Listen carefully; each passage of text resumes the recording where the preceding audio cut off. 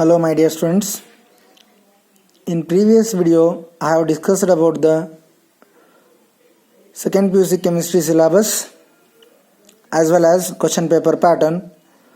As I said in last video, today I am going to start the first chapter, that is solid state. Let us discuss some introduction part of the solid state. In first PUC we have studied states of matter chapter. If I have studied in that chapter, the matter exists in three physical states. They are solid, liquid and gas. And also you have studied that the competition between opposing factors, namely intermolecular forces and thermal energy. These intermolecular forces and thermal energy will determine the physical state of matter. How these two are determine the physical state of matter? See here, these intermolecular forces tend to keep a particle very closer to each other, whereas this thermal energy tend to keep the particle away from each other. See, as the intermolecular forces increases, intermolecular distance is decreases. As the intermolecular distance decreases, gaseous state get converted into liquid state get converted into solid state. Whereas as the thermal energy increases, intermolecular distance is increases, then solid state get converted into liquid state get converted into gaseous state. Okay, in solid state what happens?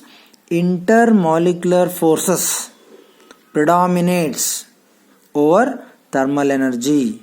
Okay students, now move on to the some characteristic properties of solids. Solids have a fixed shape, fixed mass, definite volume. It is the first characteristic. Similarly, in solids, intermolecular forces are very strong. Due to that reason, it is a solid. And intermolecular distance is very short, as well as these solids are incompressible. We can compress gases, we can compress liquid also, somewhat we can compress liquid also, but we can't able to compress solids. See, balloon containing a gases, we can easily compress that balloon. Whereas take an example, chalk piece, we cannot able to compress the chalk piece because that is solid state. Okay. Next, and solid are rigid in nature. Solids are rigid in nature. Okay, these are the some of the general characteristic properties of solids. Let's move on to the classification of solids.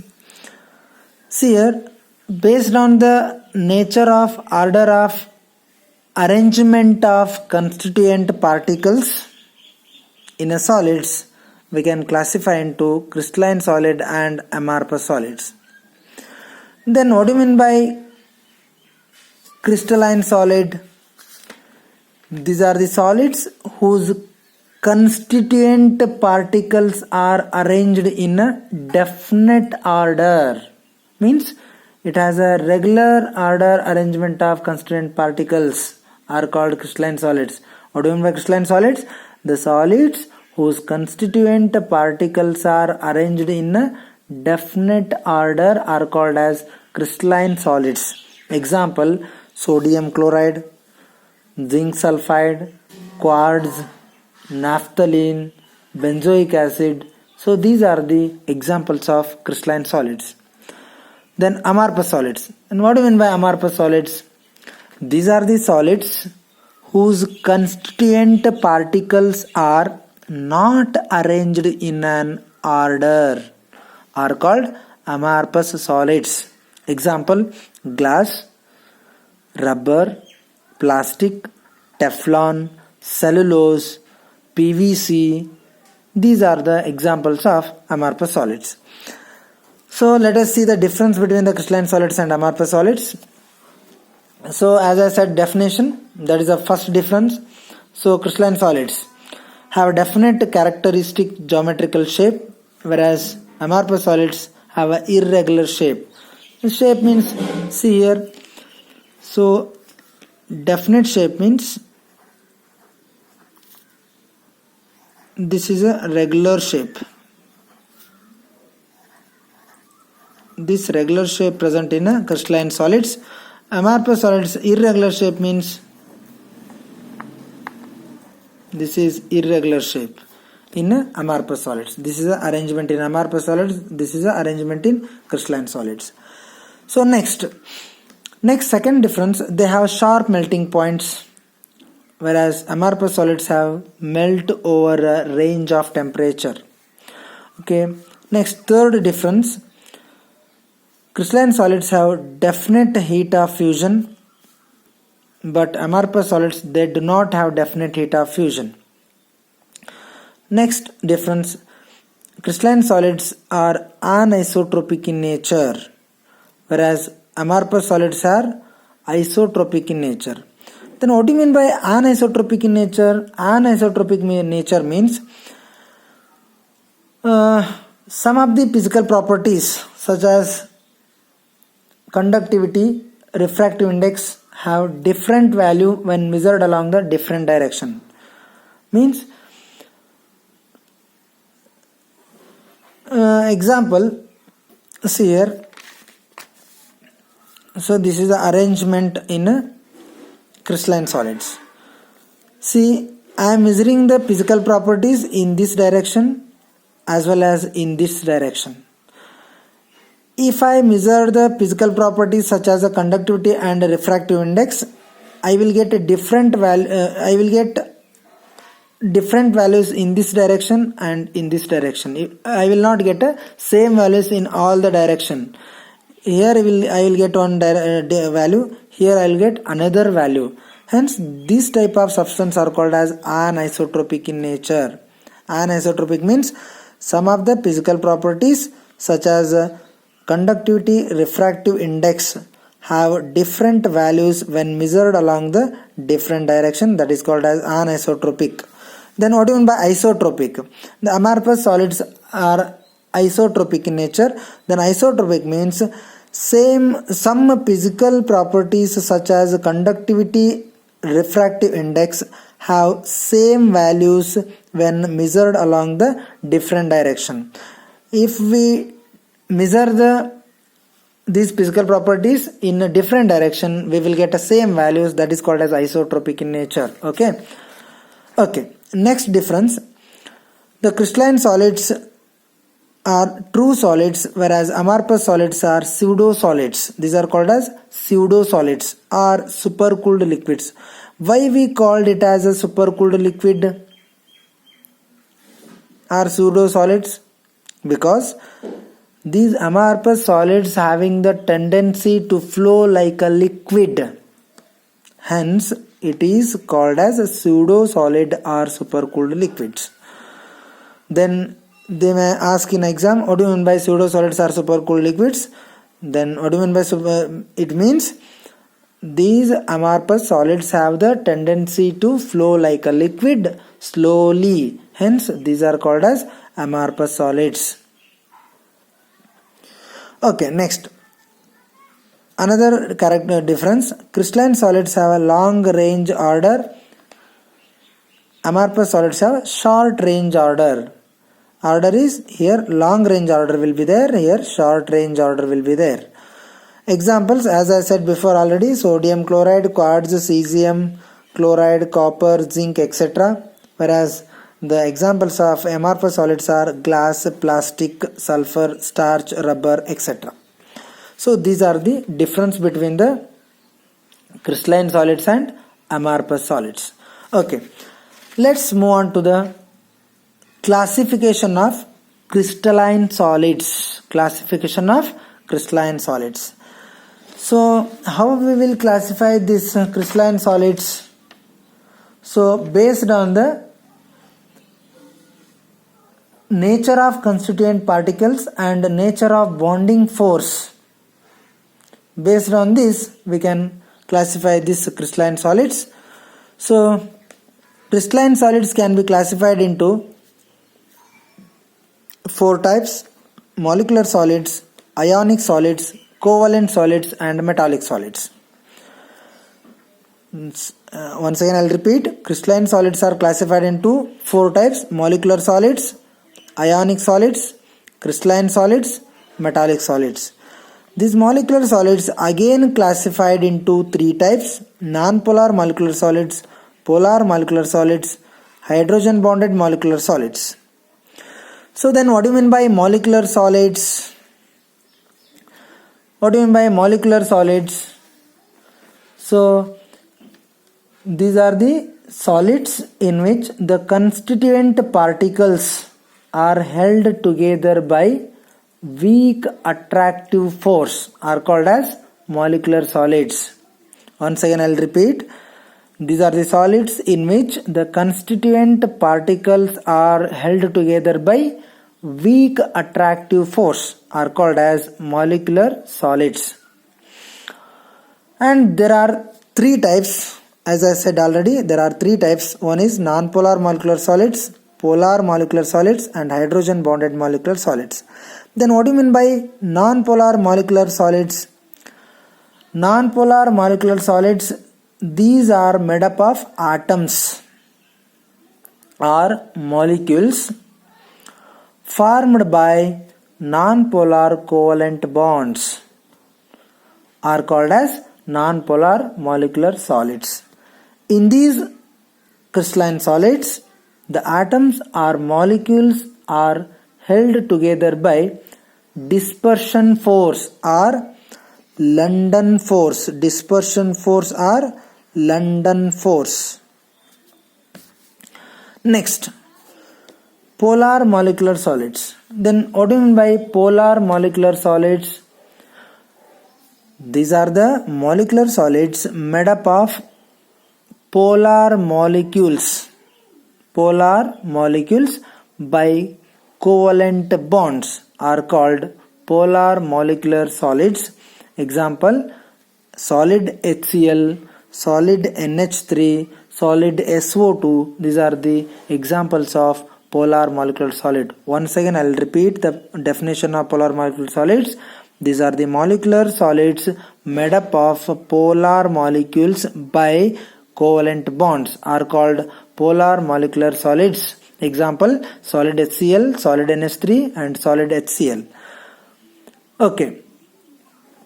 Next, move on to the hydrogen bonded molecular solids. Then what do you mean by hydrogen bonded molecular solids? These are the molecular solids in which the molecules are held by hydrogen bond between hydrogen and fluorine, oxygen or nitrogen. Example: ice. Ice is an example of hydrogen bonded molecular solid, or else solid NH3 is also an example for hydrogen bonded molecular solids. Okay, these are the types of molecular solids. Next, what do you mean by ionic solids? Then ionic solids means what? Ionic solids means these are the solids which consist of cations and anions held together by the electrostatic force of attraction or Coulombic force of attraction. Example: NaCl, cesium chloride and K2SO4. This is an example of ionic solids. Next, move on to the covalent solids. Covalent solids. What do you mean by covalent solids then? Covalent solids, these are the solids made up of atoms. These are the solids made up of atoms held together by strong covalent bonds. Held together by strong covalent bonds are called covalent or network or joint solids. Once again I'll repeat this. The crystalline solids made up of atoms held together by strong covalent bonds. Strong covalent bonds are called covalent or network solids. Example: graphite, diamond, silicon, carbide, etc. These are the examples of covalent solids. Next one, metallic solids. Then what do you mean by metallic solids? These are the solids which are consist of positive kernels. Positive kernels. Positive kernels of ions held together by sea of electrons. Held together by sea of electrons. These are called as metallic crystals. Metallic crystals. Okay. Once again I'll repeat. The metallic crystals consist of the positive kernels of ions held together by sea of mobile electrons. Or the positive ions are surrounded by delocalized electrons. Positive ions are surrounded by delocalized electrons. Okay. So these are the classification of crystalline solids. Next, this classification I have made simpler by drawing a table. Just see this table. Classification of crystalline solids. Serial number and means molecular solids, ionic solids, metallic solids, covalent solids. Types of solid: constituent particle, bonding force. Example. So molecular solids, constituent particle molecules, bonding force van der Waals force or weak force. So molecular solids can be classified into non-polar molecular solids, polar molecular solids, hydrogen bonded molecular solids. Non-polar molecular solids. The constituent particles of non-polar molecular solids are molecules. The bonding force present in the non-polar molecular solids is dispersion force or London force. Example: solid argon, helium, hydrogen, iodine, carbon tetrachloride, dry ice. Or solid dry ice is also called as solid carbon dioxide. Next, polar molecular solid. The constituent particle of polar molecular solid is molecules. The bonding force present in the polar molecular solids are dipole-dipole interaction. And example: solid HCl, solid SO2, solid NH3. Next, the molecular solid is hydrogen bonded molecular solid. The constituent particle molecule, bonding for hydrogen bonding. Example: ice. Next type of solid is ionic solids. Constituent particle ion, Coulombic force of attraction, bonding force. Example: NaCl, magnesium oxide, zinc sulfide, and calcium fluoride. Next, metallic solids. Type of solid is metallic solid. The constituent particles positive ions in a sea of delocalized electrons. This is a constituent particles in a metallic solids. Bonding force, metallic bonding. Example: iron, copper, silver, magnesium, gold, and zinc. Next type of solid, covalent or network solid. The constituent particle in a covalent solid is atom. Bonding force, covalent bonding. Example: quartz or silicon dioxide, silicon carbide, aluminum nitride, diamond, graphite. These are the example of covalent solids. Now let us study about some characteristic of graphite and diamond. So graphite and diamond. See here, these two are the examples of covalent solids. In graphite,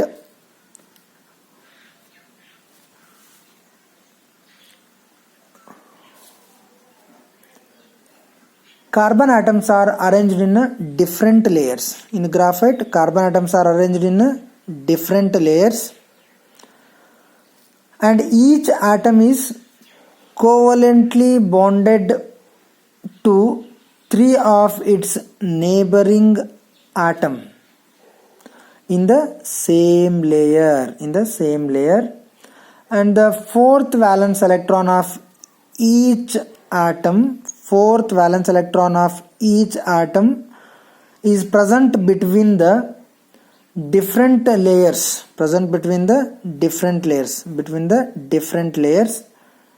and it is free to move about.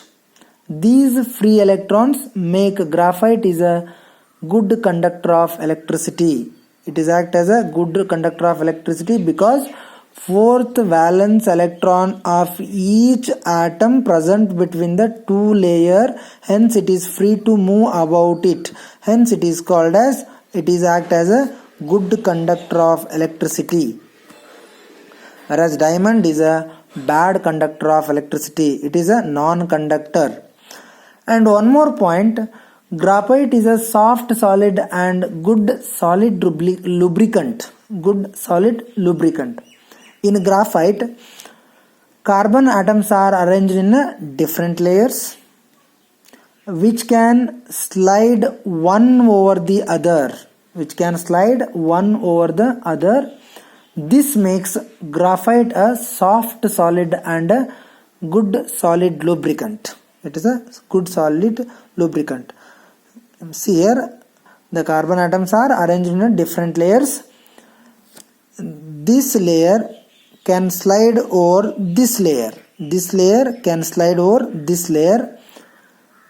Hence, this property makes the graphite a soft solid and good solid lubricant. It is used as a solid lubricant. This is the structure of graphite.